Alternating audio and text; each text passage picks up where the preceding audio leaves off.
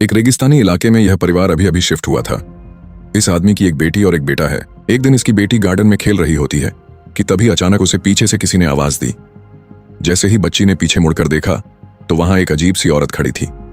बच्ची उसे देखकर थोड़ा घबरा गई तो उस औरत ने कहा, मैं एक जादूगर हूं, क्या तुम मेरा जादू देखना चाहोगी? बच्ची ने पहले थोड़ा सोचा और फिर कहा, ठीक है, दिखाओ। और वह औरत उसे जादू दिखाने लगती है। इधर घर के अंदर बच्ची के पिता फोन पर बात कर रहे होते हैं कि अचानक उनकी नजर बच्ची के प्ले हाउस पर पड़ती है। वह जैसे ही प्ले हाउस का दरवाजा खोलकर अंदर देखते हैं तो वहां अजीब सी चॉकलेट के रैपर्स मिलते हैं। वह यह देखकर चौंक जाते हैं कि ये यहाँ कैसे आए। वह अपनी बेटी से यह पूछने के लिए उसे ढूंढने लगते हैं। वहां दूसरी तरफ वह औरत बच्ची को अपने जाल में फंसाने के लिए जादू दिखा रही होती है और बच्ची उसे देखकर खुश हो रही होती है। बच्ची अब जैसे ही वहां से जाने लगती है वह औरत उसे रोक लेती है और कहती है, मेरा आखिरी जादू देखकर फिर चली जाना।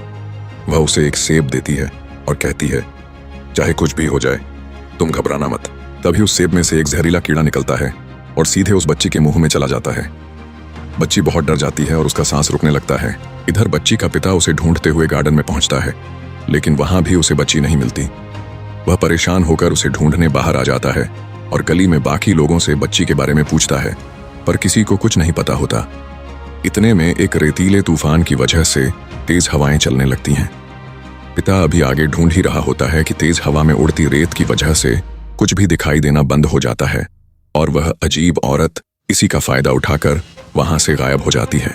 बच्ची के माता पिता बेहद परेशान होकर पुलिस में रिपोर्ट लिखवाने चले जाते हैं। वहां एक लेडी ऑफिसर अपने सीनियर को बताती है कि एक केस दर्ज होने आया है, उनकी 8 साल की बच्ची लापता है।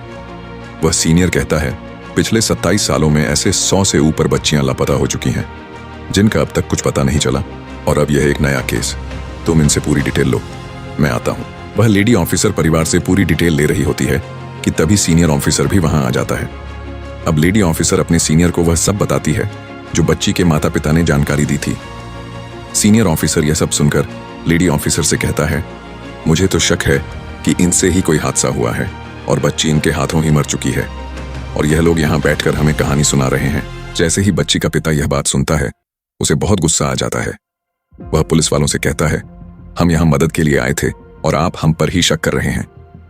वह गुस्से से वहां से निकल जाता है और अपने शहर मैक्सिको सिटी वापस लौट जाता है। तो दोस्तों, ये कहानी बहुत ही सस्पेंस और डर से भरी हुई है। आगे बहुत कुछ होना बाकी है। अगले पार्ट के लिए हमें कमेंट करें और चैनल को सब्सक्राइब कर दें।